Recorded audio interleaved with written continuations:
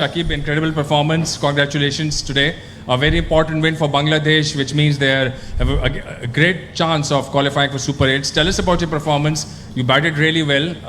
Tell us about the wicket and first match in St. Vincent after a very long time. So how was the wicket? And overall, there was a great atmosphere, great backing for both teams. So hopefully you enjoyed this performance today.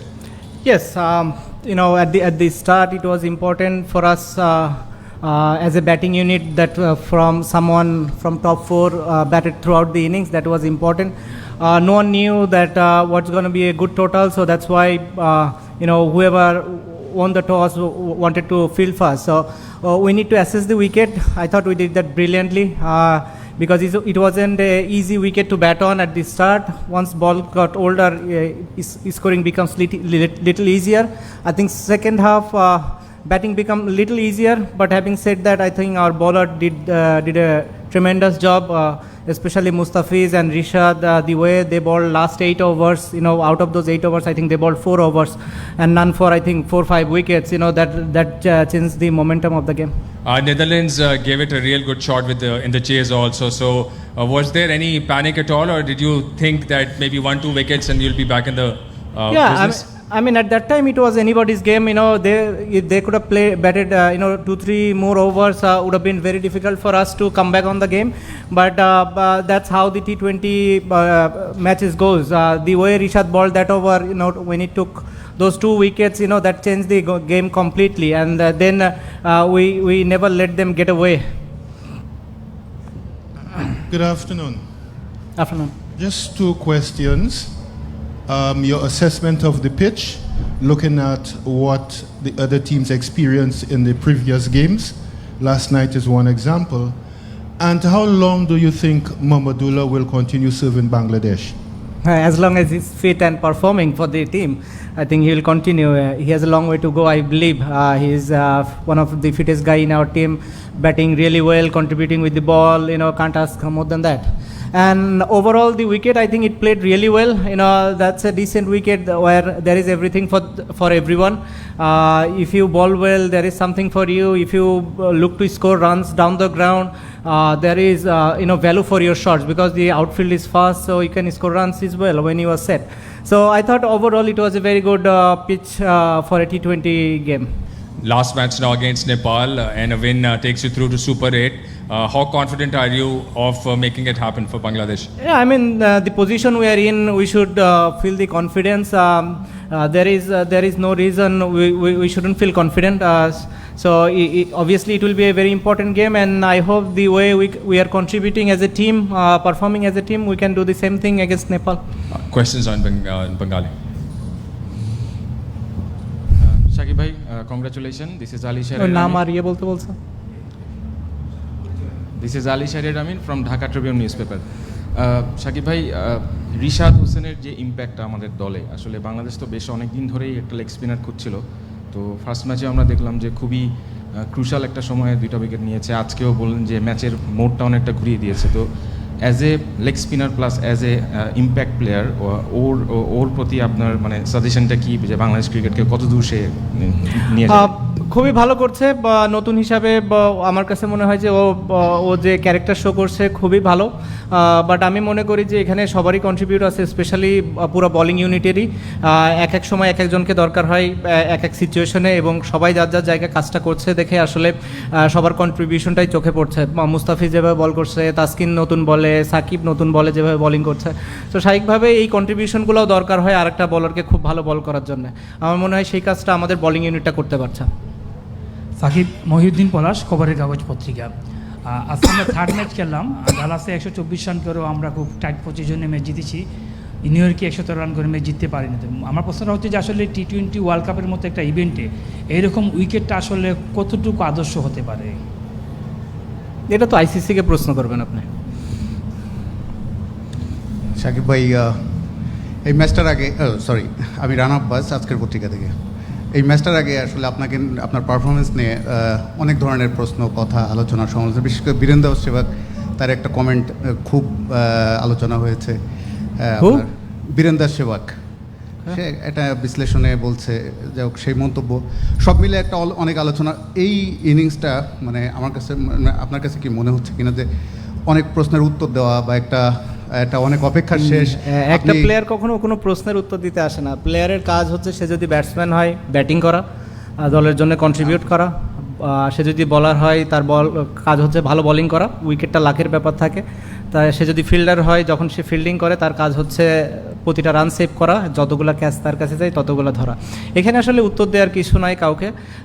আমি মনে করি যে important একটা প্লেয়ারের, current প্লেয়ারের specially, যে তার দলের হয়ে সে কতটা কৃতিত্ব রাখতে পারে। সেটা যখন রাখতে পারে না স্বাভাবিকভাবেই কথা হবে, এবং আমি মনে করি যে সেটা খুব বেশি একটা খারাপ কিছু না। না, আরেকটা জিনিস বলছিলাম যে আপনার অনেকগুলো অপেক্ষার শেষ হলো, যেমন 50-র দিকে যদি বলি, পরিসংখ্যানের দিকে তাকিয়ে আপনি 8 বছর পরে আপনার T20 ওয়ার্ল্ড কাপে আপনি 50 পেলেন, 2021 সালের T20 ওয়ার্ল্ড কাপের পরে man of the match award পেলেন। মানে নিজেকে এই বিশ্বকাপের T20 ওয়ার্ল্ড কাপের মতো মঞ্চে এই ফিরে পাওয়াটা এটা কতটা আনন্দ বা আত্মবিশ্বাস? দলের জন্য কন্ট্রিবিউট করতে পারলে তো সবসময় ভালো লাগে। ইম্পর্টেন্ট ছিল যে 4 জনের থেকে, উপরে 4 জনের থেকে কেউ একজন বড় স্কোর করে কিংবা বেশি সময় ব্যাটিং করে 15-17 ওভার, যেটা আজকে আমার দিন ছিল। হোপফুলি আলহামদুলিল্লাহ যে ওই কারণে আমি করতে পেরেছি। মেবি নেক্সট টাইম অন্য কারো আসবে, তার করতে হবে।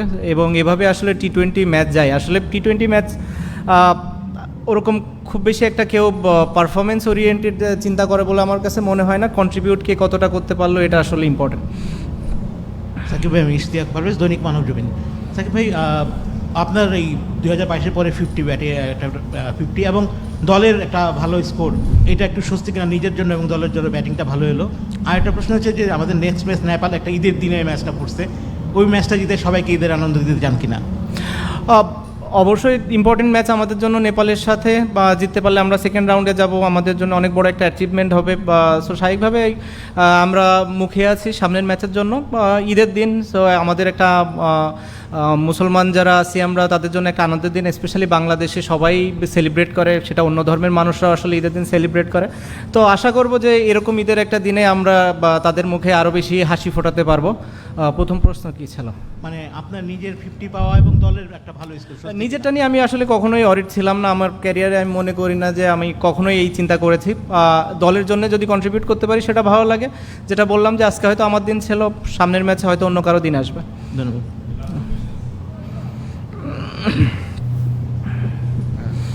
সাকিব ভাই, বোলিংয়ের সময় দেখছিলাম যে আপনি একটু ইন্টেন্সিটি নিয়ে বোলিং করছিলেন 6 খাওয়া। কি নিয়ে? বোলিংয়ের সময়, আপনার বোলিংয়ের সময় আপনি বেশ ভালো একটা অ্যাগ্রেশন দেখাচ্ছিলেন আর কি 6 খাওয়ার পরে। সো ব্যাটিং 159 স্কোর, এটা কি আপনার কাছে মনে হচ্ছিল যে রানটা একটু কম হয়ে গিয়েছে এই উইকেটে? না, চ্যালেঞ্জিং টোটাল ছিল। যে যে ধরনের পিচ ছিল আমার কাছে মনে হয়েছে যে এটা চ্যালেঞ্জিং একটা টোটাল। সো আমাদের খুব ভালো বোলিং করতে হতো, যেটা আমাদের বোলিং ইউনিটটা করেছে।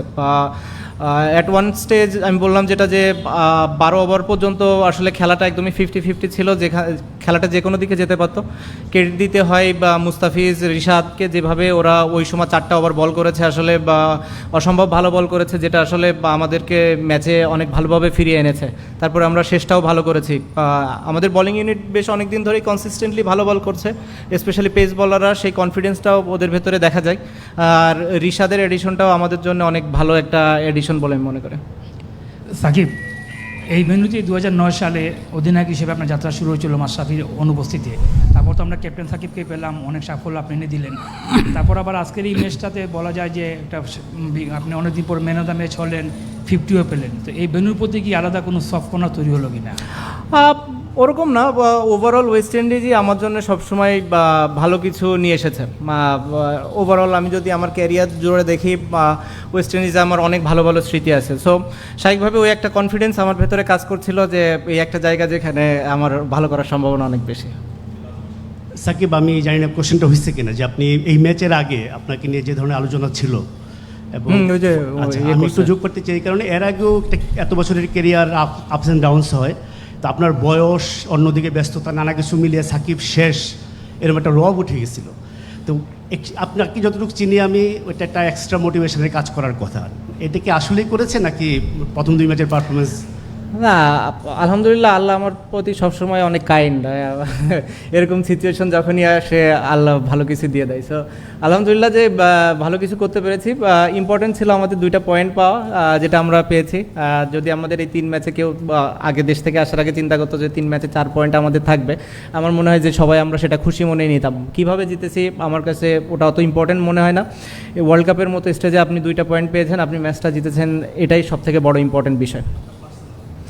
পার্সোনাল আমি আমার লাইফে কখনোই আমার কাছে মনে হয় না যে আমি পার্সোনাল গোলের জন্য চিন্তা করেছি। কখনোই সবসময় চিন্তা ছিল যে টিমের জন্য কিভাবে কন্ট্রিবিউট করতে পারি। পার্সোনাল অ্যাচিভমেন্টের জন্য যদি খেলতাম হয়তো অন্যভাবে ব্যাটিং করতাম। দলের প্রয়োজনে যেভাবে ব্যাটিং করা দরকার ছিল আমার মনে হয় সেটা আমি করতে পেরেছি এবং এটাই স্যাটিসফাইং আমার জন্য।